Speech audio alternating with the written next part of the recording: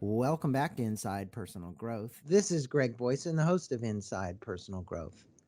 I want to thank all of my listeners, Willem, for coming in and listening to this podcast about a new book that Willem Van Esch has written called Mission Possible, a Reality. Willem is a fellow USM, University of Santa Monica grad with a degree in spiritual psychology. He also has an extensive background in business. His father was in the shipping business. Wilhelm followed in his footsteps.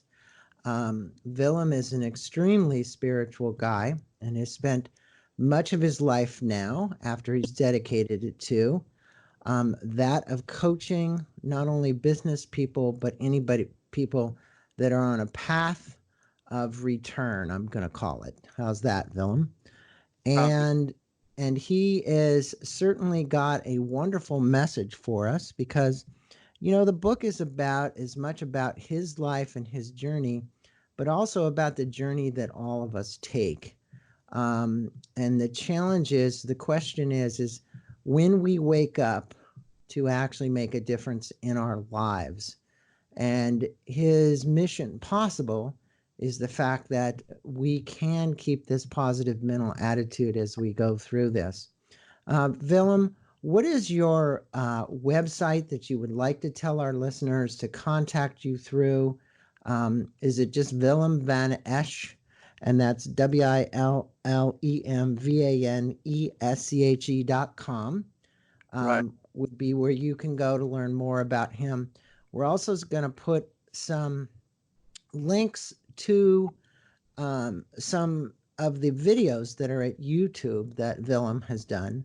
One in particular that I think that everybody will love.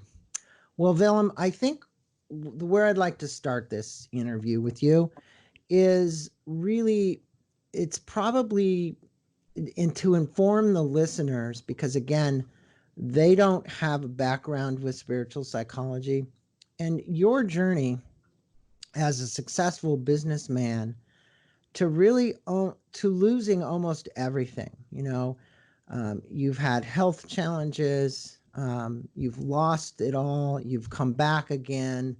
Give them a little bit of a sprinkling of really who you are, your background, your family background with your dad, and that will set the stage for the balance and remaining of my questions that I have for you. Okay.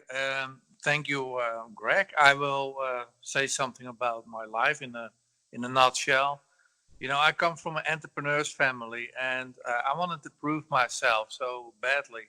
But I also come from a dysfunctional family, so I left. I left for the United States in the '80s. I started a new life. That was the best move I ever made. I'm left for California so I could be my own person. I wanted to break the family patterns that are running in my family, and I am the pattern breaker. So what I did is I had to go far away and start all over again from scratch. I did that. I went to Los Angeles and I started a business scratch after working for a few big companies. That's all written in the book as well. And then I also I got divorced, and I thought, well, I can hang out in bars and do nothing, or I can do something substantial with my time, my leisure time in the weekends and during the evenings. And so I started studying spiritual psychology, and I wanted to say that I had the courage to emigrate to another continent because I started to meditate in Europe, and that meditation opened me up. That's why I came to the realization: if I don't do anything, I will be, I will not be a pattern breaker, but a pattern follower. And I would literally step into the footsteps of my father, my dad, by being, because he was an alcoholic. So I turned it all around by moving to the United States, to California, because I always dreamt to be in the United States since I was a kid. And I had a photo of the Statue of Liberty in my when I was an adolescent, I had cowboy boots. Those were all symbols for me for the freedom at that time. And so I stayed in the United States for many, many years. But then my international business, because I work worldwide, took me to other places in the world. So, but I always carry a warm heart to America. I always come back, and I still work in the United States, and I also work in South America, in Europe, and Asia, still, and does that answer the question, Greg? Yes, you did a great job of that, Willem. And you state in the introduction of your book that after many years, it dawned on you that the Holy Grail is within us. Absolutely. How do you propose that people that are listening to this podcast now and listening to you find this Holy Grail? I mean, there's many different paths that we can take spiritually. Toward, it doesn't matter if it's Buddhism or we were talking about Paramahansa Yogananda before we came on here. There's many different paths people can take, but finding the Holy Grail is something that everybody can do. How do you advise people in finding that Holy Grail? Okay, find the silence inside of you. That's the only way. But when you do that, in my humble experience, is that when you have a teaching such as Yogananda or Buddhism, it doesn't matter what the teaching is. And if you have a technique to meditate and do yoga, for example, those are proven techniques, then you can find the silence inside. And only my humble experience, and I think that Greg will confirm that for me, is that the only way to find the grail inside of you is by going into the silence every day. Yes, it certainly helps when you have a regular practice of meditation, even if it's, as Willem, maybe 10 to 15 minutes. But a time for contemplation, is so important, and an opportunity to take care of our bodies. And you're somebody who recognizes that, and we're going to have some questions around that. But meditation is one of those things that helps to get you focused. It helps your breathing. I think many of us forget just the breath is so important. Just before we came on this podcast, you and I together both took a really large breath in and out to center ourselves. In your chapter on how I made 8 billion, you mentioned that we're all in the room. You were in the room with Dalai Lama, and he said that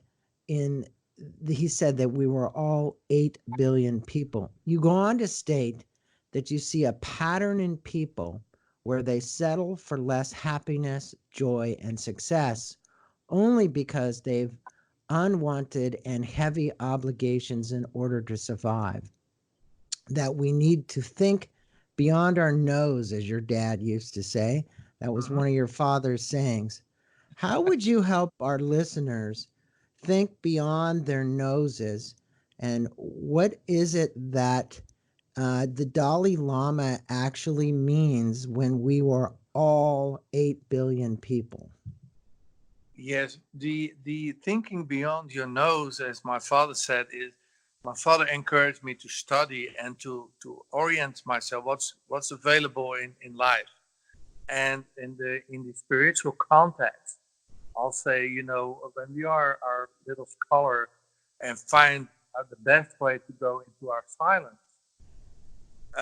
then we find the grail inside of us, and also we find unity, where the Dalai Lama meant when we are all 8 billion, he said 7, but we're almost at 8 now. When we can embrace all 8 billion people with unconditional loving, and we can aim for that, then we see that we are not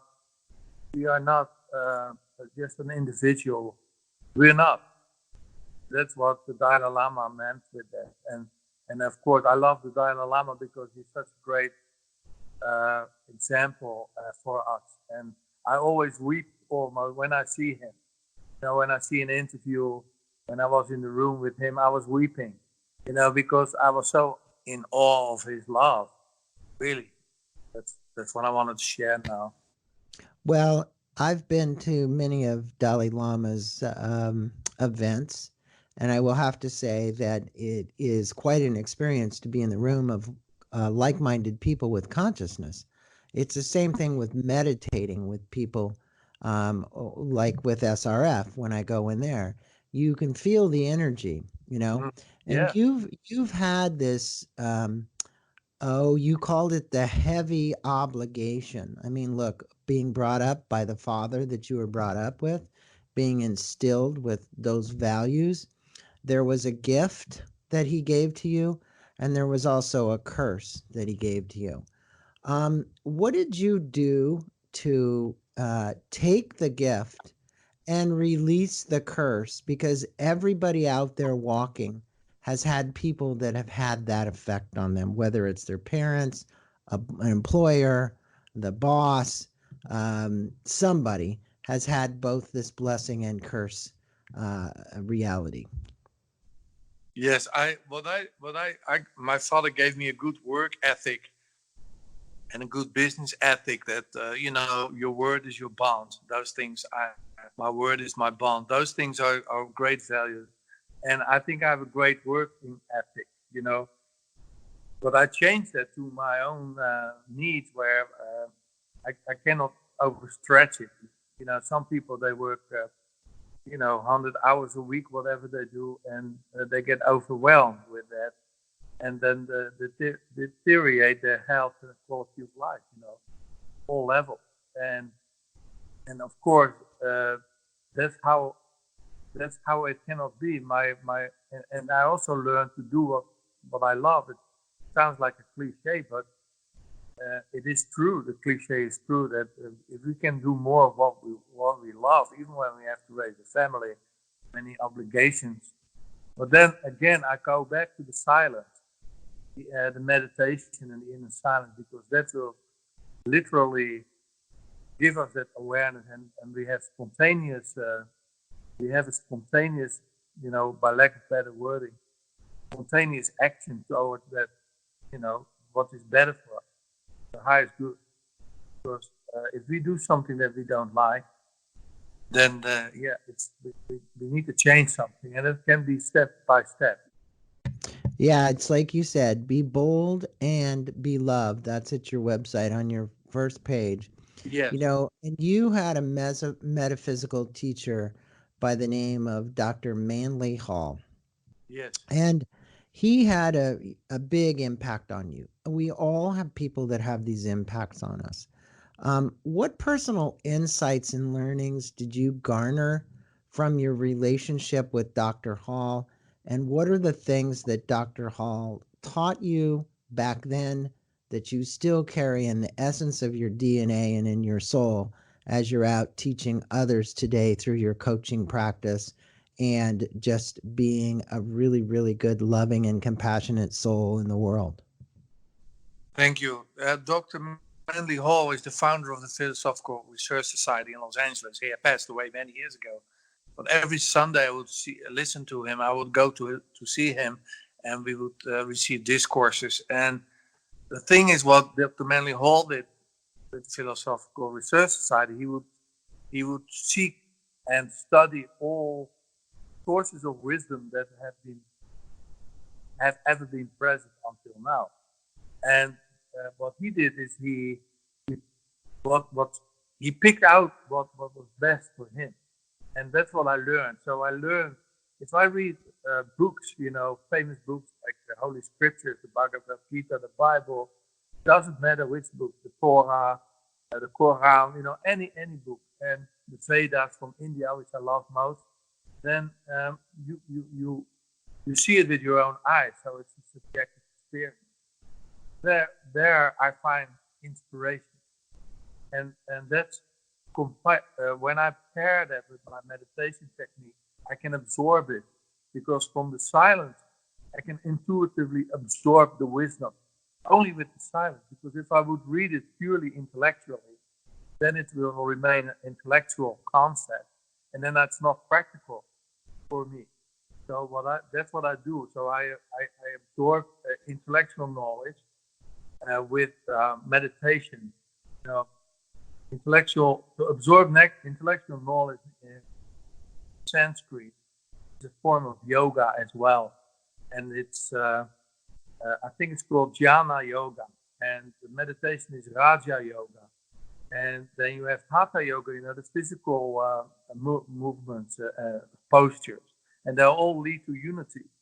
And I also wrote that in my book what the whole yoga system is consisting of. I did it rather briefly, but that's how I do it. So if I want to absorb, when I want to transform myself, I will combine it with the inner silence, and then I also use my intellect and get inspired, and that will also be like metaphysically transformed into inner wisdom. Yeah, it's a wonderful way to approach learning, especially deep spiritual practices. And I think George Leonard, who used to be, he was on this show, and I had the opportunity to meet him. And he was one of the founders of Echelon. And he's also a founder of a thing called integrative transformative practice. And I think when you blend the practices together, what you find is there's an ability to assimilate this at a cellular level, right? In other words, you can take it in. And I think that's what you're talking about here, is this ability to take it into the essence of your being, into your soul.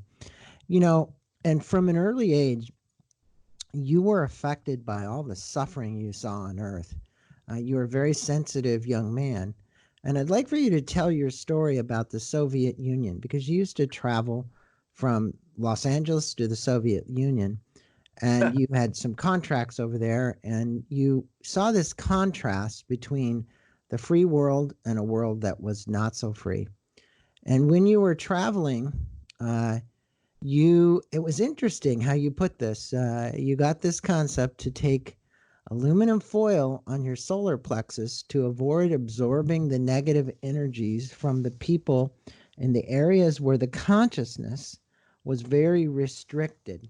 And I'd like for you to comment on that, because, I found it interesting, but also I found that, you go to different areas in the world, and the consciousness of the beings in those places, you can actually feel the essence of it if you're in tune. If you're not in tune, you probably don't. But you don't even have to go that far. You can just go across the United States and go to a different city. Yes. And you'll actually feel the consciousness of that particular area. If you would speak about those trips you used to make, and how your interplay between having to deal with these two worlds, Los Angeles, which has got a pretty elevated consciousness, to moving to someplace like Moscow. Yeah, I was commuting every month to Moscow and Siberia, and this was just after Perestroika, when the Soviet Union fell. So I wrote in my book, they were still tearing down the Lenin statues, and the country was in shock, and they still didn't get over it, I think, and a lot of people, because of this dictatorship, from 1917 until I think it was 1989, and so. Just briefly after that, I would go there every month, and we had some contracts to restore the oil fields, and because they were polluting the earth, and we would stop that, and because their negligence of maintenance. So I would go there, and you could feel that your life was only worth $10 when you were in the streets of Moscow or Siberia. It was very dangerous. I had to save, how do you call it, a bodyguard.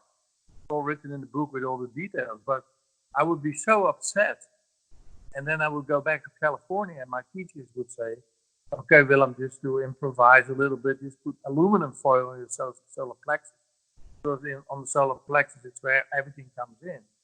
So now I have a better way to protect myself every day, but it works. It does work. So, well, it's an interesting part of your book, and I think that. I think to reflect, it is a way to keep from those energies being assimilated. You're actually trying to find a way to shield them, because that's what you are doing. And I will note to my listeners, this part of the book here is particularly interesting. Now, you spoke earlier about your father and him being your beacon and your mentor. He was successful in business, but then he had this drinking problem. So there were two sides to him. What lessons did you learn from him, and what have you augmented to lead a more balanced and harmonious life, pretty much unlike the one that your father was leading? Yes, my father wanted to become a surgeon. He wanted to become a medical doctor and a surgeon. And his father, that was just after World War II here in Europe, and his father said, "No, we are not nobles. We are not kind of family where you can go to university. You have to work in the port. You have to work for me, and you have to work during night shifts. And because we are not a wealthy family, so you cannot go to school to study medicine." So my father was really sad, and he you know in under those circumstances with poverty after World War II, that's just how it was. So he followed his father, and he had to work for his father. Then he started his own business, but it was a suffering for him because my father was a brilliant man, and but because he was so desperate and he was doing things that he really deep in his heart didn't like to do, he started drinking, and he overdid it, and became an alcoholic. And I saw him suffering his whole life. He only became 66 years old because of the drinking, and I saw him suffering my whole life. And actually, my father was my first coaching client. I always say, because I helped him a lot with his business.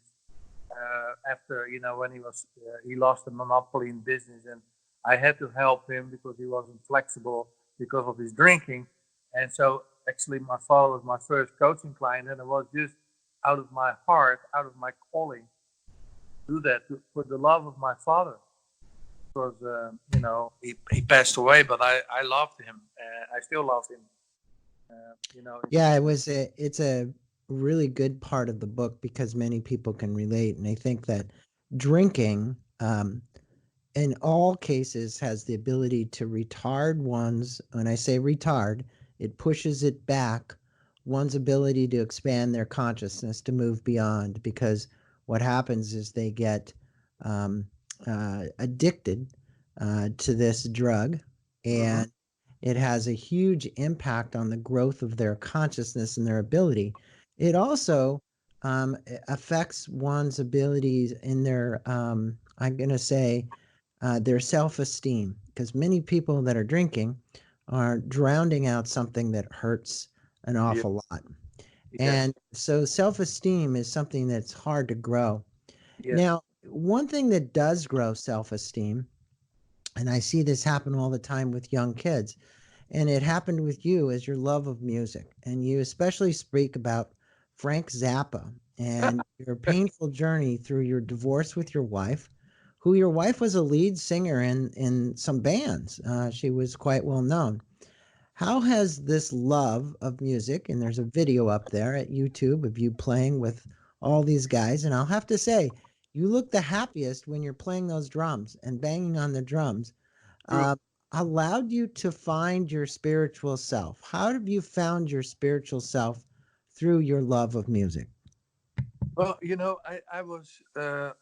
I'm a late bloomer. I started playing music as a drummer and percussion player in my 20s, and my mid 20s, and so but that was a dream come true, because I always thought, when I was young, I want to be a musician, and I became a musician, and it's a hobby, but I play in bands. And when I don't play, and I'm looking for a band right now here in Europe, a creative band, because I miss it. I don't have a band now. So I was in Los Angeles in 2010 and 2009, and I had a band there. We had a band, and we were playing every week. And so, yeah, to realize my dreams, I can say that up till today, I have realized all my dreams. And music is one of my biggest fulfillments that I can do, to play and listen. I'm always involved with music, and yeah, that's a big passion. And music is powerful, for our soul and for our heart, of course. So yeah, it's a beautiful. To me, it's a dream come true. And Well, it's one of those things that I think helps you allow the vibration to come through and to cleanse the soul. yes, And I think when you find the right music that you resonate with, the cleansing of the soul is so very important. And let's speak about that for a minute because, this music allows you to express your soul. And you attended USM, as did I. We both got degrees in spiritual psychology. uh-huh. And along the way, you got a blocked coronary artery. And this is when we're blocking certain things in our life, as you wrote in the book.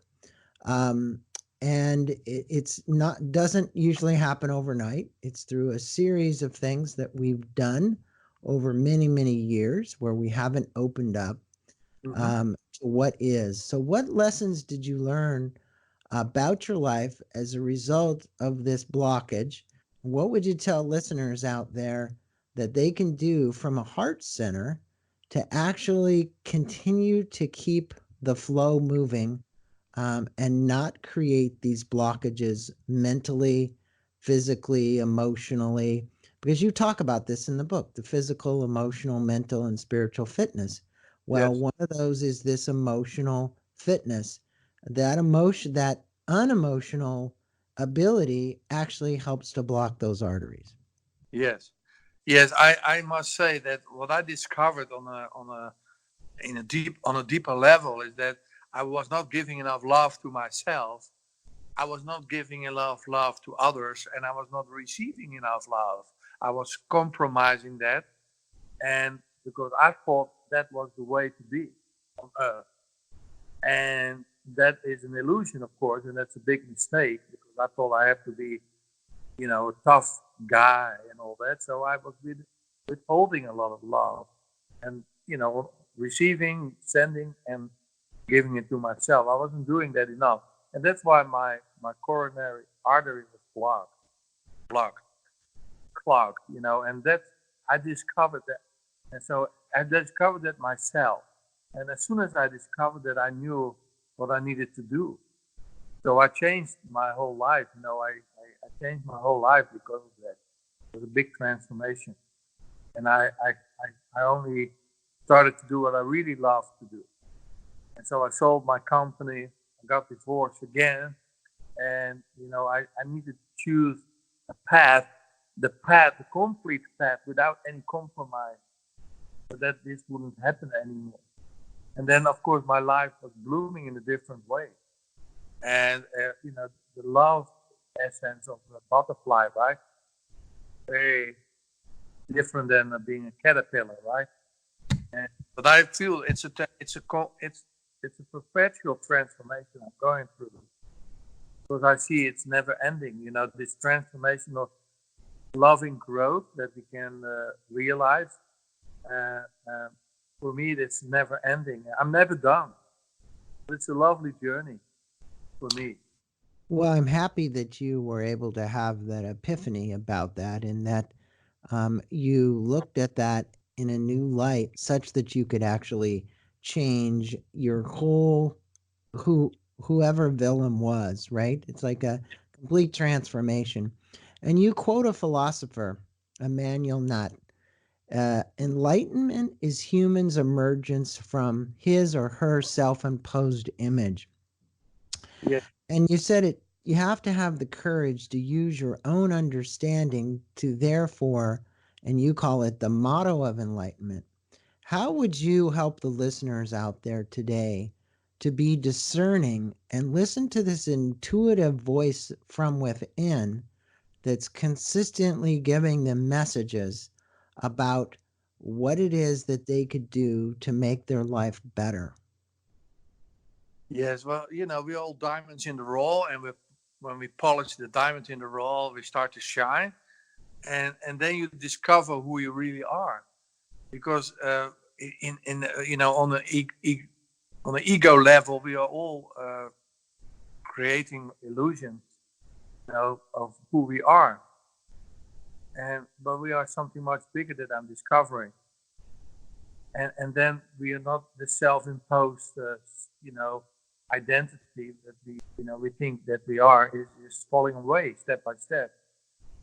And then we are not becoming naked then. No, we're becoming really a bright light, you know. And then it's a step-by-step process, isn't it? It's rarely overnight. And for me, it's a very slow process, to tell you. And that's why I quoted this philosopher in my book, because to me it's so very inspiring that we are much more than we can see with the naked eye, so to speak. Yeah, the image that we have of ourselves. I love what Ron and Mary used to say, and I think this is so poignant to mention this at this time. And they always used to say, and I know that you remember this, if there was a video camera following you all day long, or you were observing self, whatever you wanted, however you want to do it, would you like what you actually saw being played back at the end of the day? And I think for many people, we would look at that video and we'd go, oh my gosh, is that what I do? It's really not helping to serve me, right? and and I always love that analogy, because if a video camera was following most people for a full day, 24 hours, there might not be very much of that footage that we would say, oh wow, I'm really in service not only to others but to myself. And it is a wake-up call for us to make changes in our lives. And that leads me to the advice that you have to go to full purpose step by step. What would you tell people? Because purpose is something, I used to teach a class in it. I see how important it is to understand your purpose.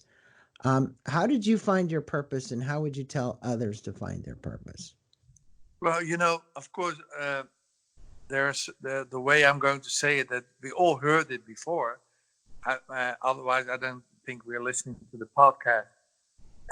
We didn't get that far usually. But it is really true what Shakespeare said, to thine own self be true. And that's just what it is. It's not something that it's original, what I'm saying. It's something that William Shakespeare said 500 something years ago. And, almost 500 years ago. And those things are universal. This timeless. When you are true to yourself, that means to your heart, I think then we can really grow, with love. I have all these exercises that I learn, daily exercises of being grateful for everything, including the things that I usually took for granted. And what I learned with adversity that I had in my life is not to take anything for granted. And all the beautiful things or the little miracles that happen all day. There could be drinking a cup of coffee, anything. And the more grateful I am, the more beauty I see around me. And that is love, and that is not that I'm not a saint, like that. I'm not a perfect being. But I see that I'm waking up, and I want to share that with other people in my book too, and that it's possible. And for me, it's more possible than I ever dreamt. And that's for everyone the same. We're all the same in that. We all have the same opportunities in that level, on that level. And as long as we are loyal to ourselves and to our soul, that what Ron and Mary Halnick write in their book, Loyalty to Soul. I love that title. And so I call it Mission Possible. It's our mission possible. It's a reality that we can really grow that way. And it's in this, there are a lot of small steps to take, and they're beautiful. Yes. And you have daily practices for physical, emotional, mental, and spiritual fitness, and they're in the book. Yeah. And I think it's really important. And I was hoping that you could, if you would, for the people that are listening, what are just a few of those practices, maybe one or two from the physical, emotional, and mental and spiritual fitness area that you practice or use every day that you'd want to share with our listeners, so that they could put those into their life as well? Okay. Yeah, on the physical level, it means that we take care of ourselves, of course, and also we stay fit enough. But it also takes care of personal hygiene, and fitness, where we take at least a walk around the block, and do some yoga stretching. That's the minimum. On the mental level, it's also to think about your thoughts, that you are becoming more aware of what you're thinking. So when you change your thinking into something positive, reframing things, you call something a curse, see it as an opportunity, as a blessing in disguise that you can learn. And and the daily gratitude that I have, I think it's mental. Then on an emotional level, the same thing. It's a path of growing up where we don't we look at emotional things as something to grow up for. Um, we can be childish and throw a tantrum, but that as we know doesn't bring us far. Yeah, it brought us far maybe as a child, but it's counter effective. And so I just want to be brief for the time sake. And then of course, there's so much we can do with emotions. We can reform them, reshape them. As soon as we become more aware of those, then we start to see how we can mold those emotions into something positive, in something, when it's a negative emotion. So we're not on a roller coaster all the time. Get more equanimity, and that will also be possible with meditation, which is spiritual. When we go into the daily silence, we take care of all those things: physical, mental, emotional, spiritual.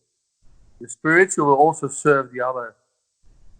And to me, that is spiritual is such a loaded word. But if you just go into the silence simply and you have good meditation practice, there are many available. Then I always say do a proven meditation technique straight from the source, not something that's derived from a book. No, when you can read it, when you can learn meditation from the masters and their teachers, then you don't waste time meditating, because you can waste time meditating too. I don't want the listeners to. I don't want to encourage the listeners here to do that. Do something that's substantial, and you will see the difference. You will notice what's going on with your consciousness. It's growing, and everything is growing then. So that's the real basis of everything, I think. Meditation. Well, you've definitely throughout this book told your story and then weaved in practices that you're currently using, no matter where you learned them, whether it was USM. And it's always just a blessing to hear somebody else's story and where they're coming from. And I think for our listeners, whether you pick this book up for actually understanding more about Wilhelm's story, the pains and the pleasures, or you pick the book up for the physical, emotional, mental, and spiritual fitness practices, the reality is that your story and Wilhelm's story have much in common, and the key is the learnings we can have from one another by sharing our stories. And I think that's what Wilhelm does wonderfully in the book, is share his story and at the same time teach you about how to change your story the way he changed his story. Wilhelm, I want to thank you for being on Inside Personal Growth, sharing some of your insights and wisdom with our listeners today. And for those of you listening, you can learn more about Wilhelm. It's very easy. It's WILLEMVANESCH.NI. He's in the Netherlands. Oh, it's .com. Oh, .com. Okay. Well, you can get there at .com as well, or you can get there. Also, you'll find out information about this book that we've just done there. He has a blog in English and in Dutch for any of the people that are listening from there as well. But there is there is where you can reach him. You also can email him from there and contact him. But I do encourage you to reach out, communicate, watch his video, The Story of Willem Van Esch. It's a very, very good video that he's created there, and we'll put a link to that as well. Wilhelm, thanks so much for your time with us today and imparting your insight and wisdom. Any last words of wisdom you'd want to share with our listeners? Well, thank you very much, Greg. I want to thank you. and that you make this all possible, for people to listen.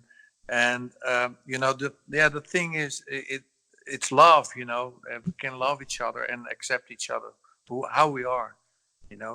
Life will be much more gentle. No more judgment. It's all in the book, and I'm so enthusiastic about this subject that I can hardly curb my enthusiasm. And I hope you people will also love have this enthusiasm. I'm sure that they will, and I'm sure that they'll get the book, and we'll put a link to the book on Amazon as well through the blog entry, so that they can go and get a copy of the book. Wilhelms, it's been truly an honor to speak with you today. Namaste to you and blessings to you as you go along your path. Namaste, Greg. Thank you.